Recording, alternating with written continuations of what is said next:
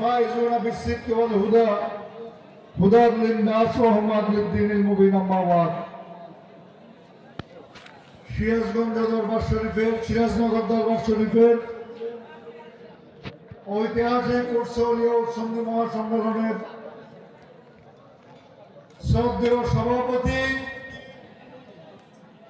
পীরে কামেল হযরতুল আল্লামা অধ্যক্ষ আব্দুল করিম সিরাজনগরী মদ্দাজিলুল আলী, মঞ্চে উপবিষ্ট অধ্যক্ষ শিববির আহমদ সিরাজনগরী, উপাধ্যক্ষ আব্দুল আজিজ আনোয়ারি, মঞ্চে উপবিষ্ট শত শত বিভিন্ন কামিল ফাজিল আলিম মাদ্রাসা প্রিন্সিপাল মুহাদ্দিস মুফতি শ্রদ্ধেয় উলামা ইকরাম, সমাবেত সুধীমণ্ডলী, আপনারা বাংলাদেশ ইসলামী ফ্রন্ট, বাংলাদেশ ইসলামী যুব সেনা, ছাত্র সেনা, আহলে সুন্নাত ওয়াল জামাত বাংলাদেশের পক্ষ থেকে সালাম গ্রহণ করুন। আসসালামু আলাইকুম ওয়া রাহমাতুল্লাহি ওয়া বারাকাতুহু। আসলে বক্তব্য রাখার জন্য নয়, আমার স্নেহের প্রিন্সিপাল সিম্বি সাহেব অনুরোধ করেছেন।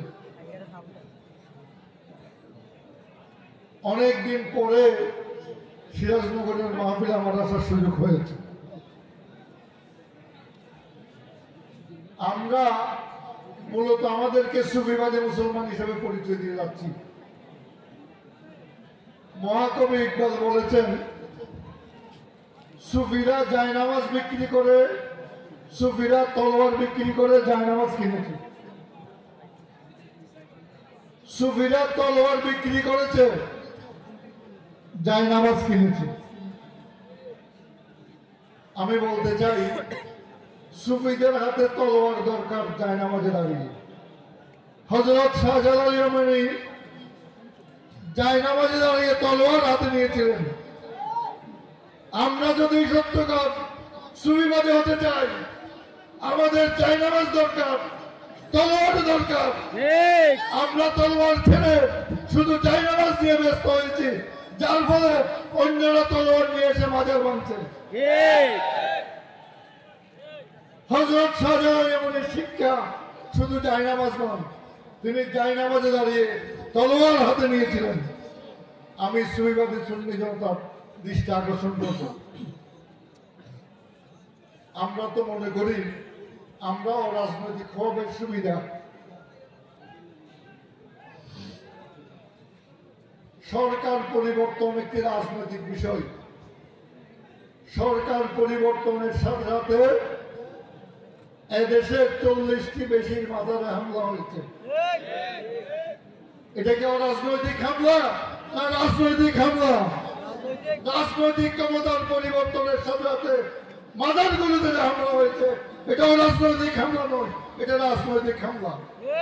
আপনারা যারা নিজেদেরকে মাজারপন্থী হিসেবে দাবি করেন, মাজারকে সম্মান করেন, শ্রদ্ধা করেন, আমি আপনাদেরকে অনুরোধ করতে চাই, যতক্ষণ পর্যন্ত আপনারা রাজনৈতিক কর্মসূচি নিয়ে মাঠে নামতে পারবেন না, ততক্ষণ পর্যন্ত আপনারা আপনাদের মাজারের নিরাপত্তা দিতে পারবেন না।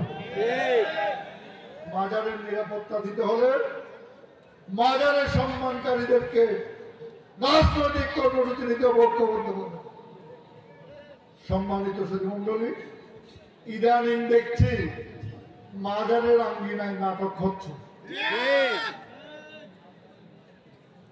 ভাই, নাট্যকাররা মঞ্চে যান, অলিউল্লাহর পবিত্র মাজারকে পবিত্র করবেন না। নাটক করার জায়গা অলিউল্লাহর আস্থান নয়, মাজার নয়। নাটক করার জায়গা নাট্যমঞ্চ। যারা নাট্যমঞ্চে নাটক করতে চান, অলিউল্লাহর আস্থান থেকে বেরিয়ে নাট্যমঞ্চে যান। নাট্যমঞ্চ আপনাদের জন্য খোলা আছে। অলিউল্লাহর পবিত্র আঙ্গিনাকে অপবিত্র করবেন না। আমরা অত্যন্ত বিনয়ের সাথে অনুরোধ করতে চাই, কিছু কিছু মাজারে ওরসের নামে এমন কিছু অনুষ্ঠান আদি দেখা যাচ্ছে যেটাকে ইসলাম অনুমোদন করে না। একটু বুকে হাত দিয়ে বলেন তো, এই আল্লাহ যদি ঠিক না হায়াতে থাকতেন, পৃথিবীতে জীবিত থাকতেন, ওনার সামনে কি আপনারা এই কর্মগুলো করতে পারতেন? তা যদি না পারেন, তাহলে ওনাকে অনুপস্থিত ভেবে এই অপকর্ম কেন করে যাচ্ছেন? কেন ওনাকে অসম্মানী করছেন? কেন নর্তকীরা যাচ্ছেন? সুন্নিয়তের নামে, ইসলামের নামে এই সমস্ত কর্মকাণ্ড থেকে বিরত থাকার জন্য সকলের প্রতি বিনীত করতে হচ্ছে। সম্মানিত সুধীমণ্ডলী, লক্ষ লক্ষ রাজনৈতিক জনতা কয়েকজন রাজনৈতিক ব্যক্তি মোকাবেলা করতে পারে না। আমরা সুন্নিয়তের ঐক্য চাই, একক প্ল্যাটফর্ম চাই, একক প্ল্যাটফর্ম চাই, একটি প্রতিষ্ঠান চাই, এক জায়গা থেকে একক ব্যক্তির তত্ত্বাবধানে সুন্নিয়তের কর্মকাণ্ড পরিচালিত হবে রাজনৈতিক হবে। যতক্ষণ পর্যন্ত এই দেশ, এই সমাজ, এই রাষ্ট্র, এই দেশে একটি রাজনৈতিক বলিষ্ঠ কর্মসূচি গ্রহণ করা যাবে না, ততক্ষণ পর্যন্ত এই সমাজ, এই রাষ্ট্র, এই সরকার, এই দেশের উপর আপনার কোনো ব্যক্তিত্ব গুরুত্ব থাকবে না। সুন্নিরা যতদিন এই বিষয়টি বুঝে আসবে না, ততদিন ভিক্ষার ঝুলি নিয়ে দুয়ারে দুয়ারে ঘুরবেন।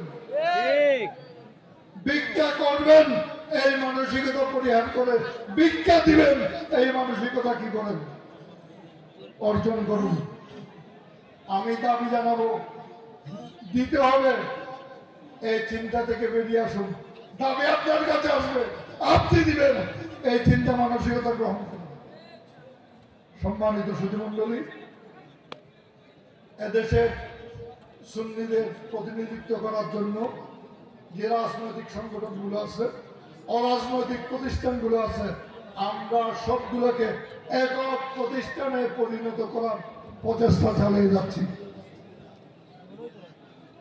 আমরা সর্বশেষ রক্তবিন্দু দিয়ে চেষ্টা করব এদেশের সুন্নিদের একক প্রতিষ্ঠান গড়ে তোলার জন্য।